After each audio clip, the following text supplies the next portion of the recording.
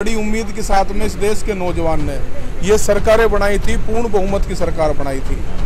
और आज वही नौजवान सड़कों पर उतर के फार्म से पैसा एकत्रित कर लिया और उसके बाद वे स्थगित कर दी, तो देश का भविष्य तो खराब हो ही गया। सिर्फ जिल्द बचाने का, कानून की जिल्द बचाने का के लिए सरकार शर्मा रही है, नहीं तो बीच के सारे पन्ने इनके खराब हैं, पूर्णतः खराब हैं। कुछ चंद पूंजीपति जो इनके यार हैं उनके लिए कानून बनाए, बर्बाद हो जाएगा, देश की जनता बर्बाद हो जाएगी।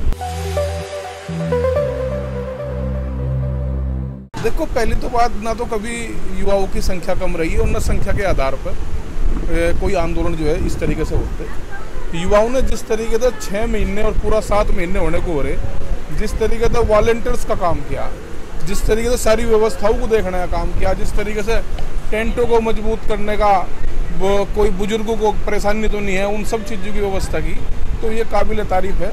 और ये तो एक ट्रेनिंग सेंटर है, जिस ने ये ट्रेनिंग ले ली, जिस युवा ने ये ट्रेनिंग ले ली, निश्चित वो जीवन में सफल ही होगा, इसमें भी कोई दो राय की बात नहीं। गौरव जी, जब युवा अपने मांग करता है, किसानों की मांग करता है, नौकरी की मांग करता है, तो उनको खदेड़ा जाता है, उन पर लाठियाँ बरसाई जाती हैं।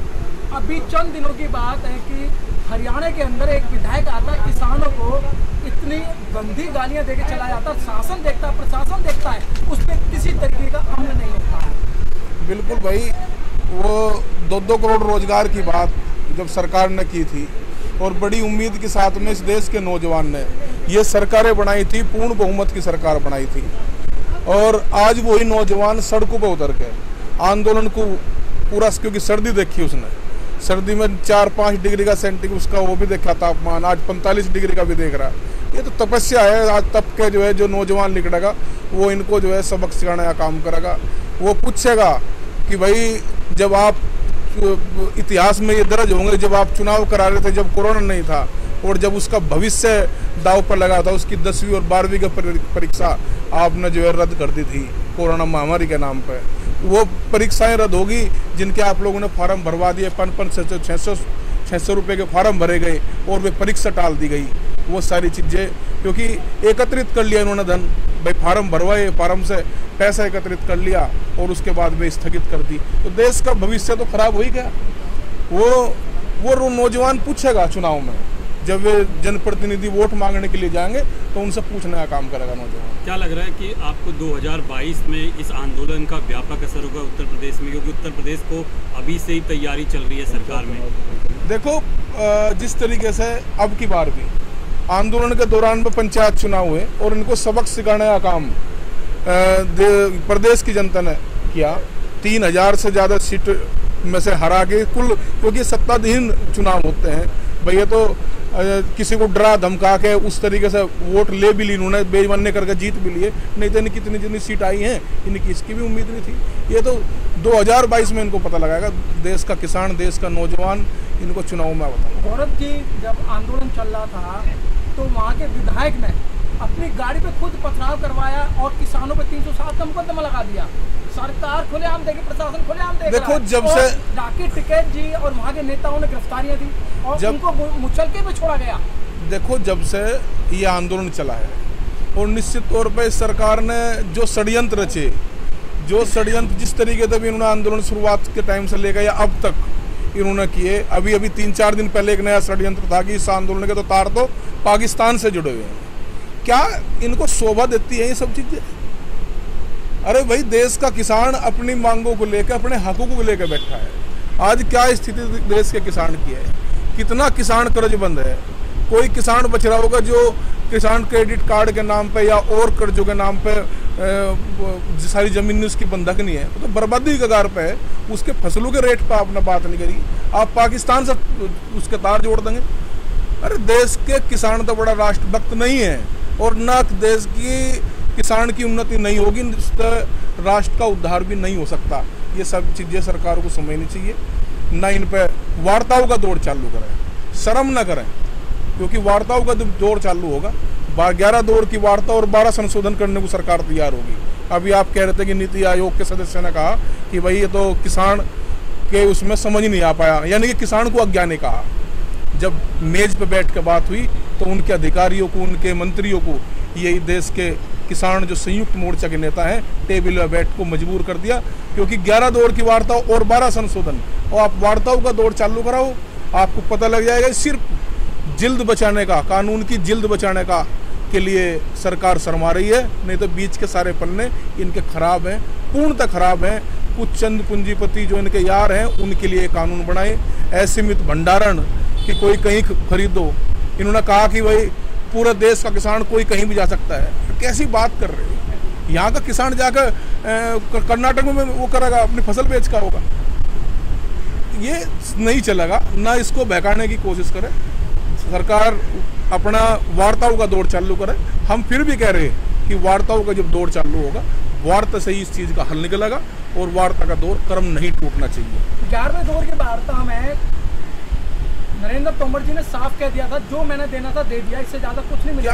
और उस दिन 11वें दौर की वार्ता में किसानों की भरपूर तरीके से सरकार ने बेइज्जती की। देखो, उन्होंने कहा गया ना जी हम 1.5 साल के लिए वो कर देंगे। इस तक किसान ने कहा गया ना 1.5 साल तो आ तो लिया भाई, 5 जून को कानून लागू हुए थे, 1 साल हो लिया और 2-4 महीने में हो जाएंगे।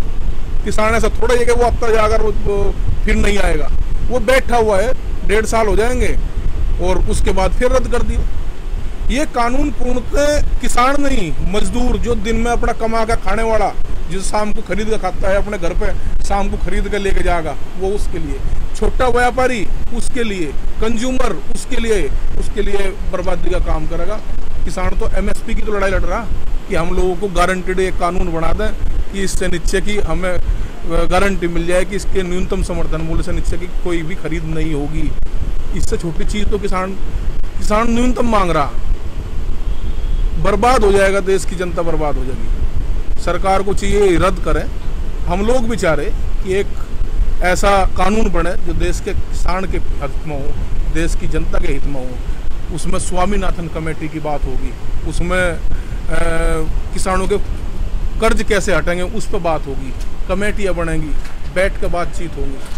त्योड़ियाँ डाल के नहीं कि भाई मेज पे उनके लोग त्योड़ियाँ डाल के बैठेंगे और हम लोग सत्ता परिवर्तन की लड़ाई नहीं लड़ रहे। पहली तो बात यह है, हम व्यवस्था परिवर्तन की लड़ाई लड़ रहे हैं। व्यवस्था परिवर्तन निश्चित तौर पे, क्योंकि 67 जब से देश आज़ाद हुआ नहीं मिला देश से किसान को कुछ भी।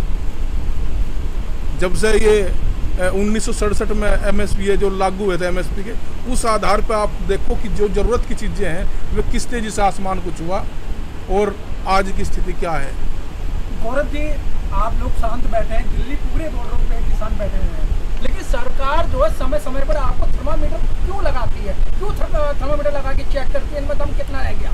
देखो, इसको शायद सरकार ही नहीं चाह रही। एक जो ये बात पहले जब चुनाव लड़े थे ये लोग, इन्होंने कहा था कि अब की बार मोदी सरकार।